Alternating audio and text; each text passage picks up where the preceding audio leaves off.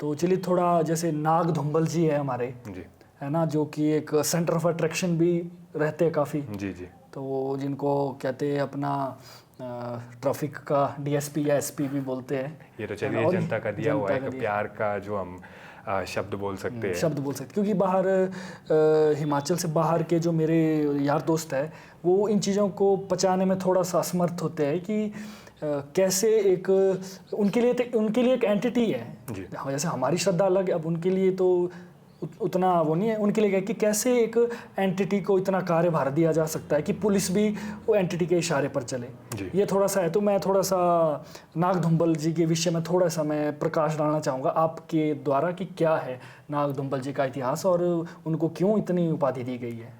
सबसे पहले तो श्री नाग धूमल जी की जय जयकार जय जयकार, जय कि हो, जय आज हो। उनकी सेवा में मुझे कुछ बोलने का मौका मिल रहा है। नाग धूमल जी का जो सबसे पहला उल्लेख आता है 18 भाइयों में से एक, 18 नाग भाइयों में से एक। जी जी और गौशाल में इनका जो है जन्मस्थली, गौशाल गांव में इनकी जन्मस्थली, जो कि मिट्टी की एक बांदल है, मतलब कि मिट्टी का एक बड़ा बर्तन जिसके अंदर कि ये सब 18 भाई जो है एक समय तक रहे थे।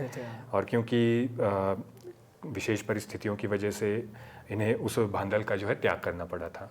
और इनका जो नाम आता है ना, जैसे कि आप धूमल बोलते, एक बार फिर से बोलना आपने। धुम्बल, धूमल, इस तरह से इनका नाम आता है। मतलब कि धूमल मतलब कि जो कि धुएं से भरा हुआ है। धुएं से भरा जी, हुआ। धुएं से भरा हुआ और जो राख से भरा हुआ, पूरा बॉडी जिसका जो है धुएं और राख से भरा हुआ हो।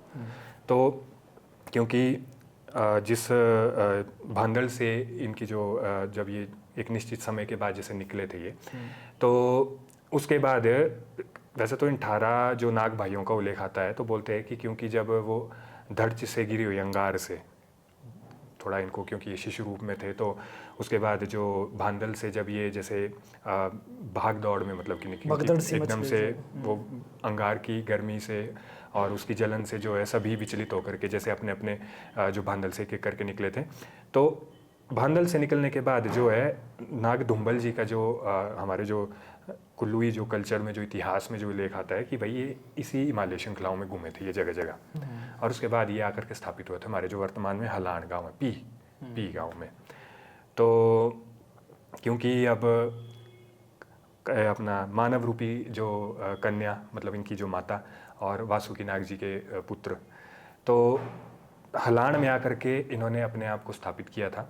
और क्योंकि अब जैसे मैंने आपको बताया कि वासुकी नाग जी जो प्रभु श्री महादेव जी के गले के हार भी है, और क्योंकि स्वयं देव है वासुकी नाग जी, और देवता के पुत्र होने की वजह से इनमें भी जो है देव शक्तियाँ थी। तो अब हमारे मैक्सिमम कुल्लू में जितने भी हमारे देवी देवता है ना, बहुत ही कम ऐसे है जो मूल रूप से यहीं के हैं। बहुत ही कम ऐसे है जो मूल रूप से यहीं के। मैक्सिमम देवी देवता हमारे आसपास से यहाँ पर आकर के जैसे उत्तराखंड से आगे, इधर से उधर से आगे। जी, मैक्सिमम का जो हमारा जैसे देव वार्ता में भी अगर आपने सुना होगा तो दिल्ली दरबार से बोलते हैं ये। दिल्ली दरबार जी, महाभारत युद्धन बाद, महाभारत के युद्ध के बाद भाई दिल्ली दरबार में राजपाट सौंप करके फिर हम अपने तप के लिए जो है इस स्थान को चुना। क्योंकि भाई जितनी हमारी पॉजिटिविटी, जितनी हमारी जो है साफ सुथरा वातावरण, शांति जितनी हमारे हिमालयी क्षेत्रों में उतनी हमको कहीं नहीं मिलती। उस समय तो ह्यूमन फॉर्म में थे ना जी। कुछ ह्यूमन फॉर्म्स में बताते हैं, कुछ एज इट इज जैसे थे। अच्छा, जैसे थे, मतलब कि आधा देव आधा मानव। कुछ जैसे ऐसे भी हमारे पास देवी देवताओं के हमारे जो सौभाग्य में प्राप्त हुआ है कि जो देव और दानव दोनों रूपों में। अच्छा जी, ऐसा भी होता अब जैसे नाग, वासुकी नाग जी, क्योंकि वो तो एक तरह से स्वयं जो है नाग रूप में यहाँ उपस्थित हुए थे, जिनका कि आपने जैसे उल्लेख जाना था कि जो सौर गांव में जब आए थे और गोगड़दानु राक्षस को मारा था उन्होंने। गोगड़दानु राक्षस, ये भी बड़ी इंटरेस्टिंग बात सुनने में लग रही है। जितनी भी हम अपने आसपास का माहौल देखते हैं ना, ये एक ना एक दैत्य से ज़रूर संबंधित रही है। एक समय तक उसका वास होना, वहाँ के जो रहने वाले जो जनता हो उनको कष्ट पहुँचाना, नरबलियाँ लेना बल्कि। तो ऐसी ऐसी एंटिटीज़ को जब देव शक्तियों ने आकर के हराया ना, तो तब वो देवता अपने आप को यहाँ पर देव रूप में जो है स्थापित किया उन्होंने। तो इसी रूप में हमारे जो जैसे वासुकी नाग जी जब आए थे, तो वासुकी नाग जी ने भी उस गोगड़दानु राक्षस का खात्मा किया था यहाँ पे, जिसका की रेंज आती है हमारी नगर से लेकर के लगभग, वैसे तो ये पूरी जो कुल्लू वैली है, लेकिन मैक्सिमम जो उसका जो ज़्यादा उल्लेख आता है तो वो आता है हमारा अपर जो कुल्लू की ओर, जो हमारा नगर से लेकर के लगभग आपका रोहतांग तक की रेंज का। तो गोगर्धानु राक्षस क्या करता था? इसने कुछ उत्पात मचाया था? क्या करता था? अब कोई भी एंटिटी होती है ना, उसका एक तो एक अपनी एक जो सीमा दायरा होता है, मतलब कि दूसरों की जो सत्ता को वो स्वीकार नहीं करेगा, चाहे वो दैव रूप में हो चाहे मानव रूप में हो। तो मतलब कि भाई अब हिंसक प्रवृत्ति का होने की वजह से क्या होता है कि मतलब कि उन्हें उनका जो नीति नियम, आहार, खान पान, रहन सहन वो होता है उतना ही खतरनाक। सीधी सी बात है। आज आप लोग, हम लोग, जैसे आपने भी अपने पॉडकास्ट में या फिर अपने ऐसे ऐसे कई एक्सपीरियंस देखे होंगे जिसमें हम डायनों पे बात करते हैं, या किसी चिट्टू गिट्टू राक्ष, किसी दूसरे असुरों के ऊपर, दैत्यों के ऊपर बात करते हैं।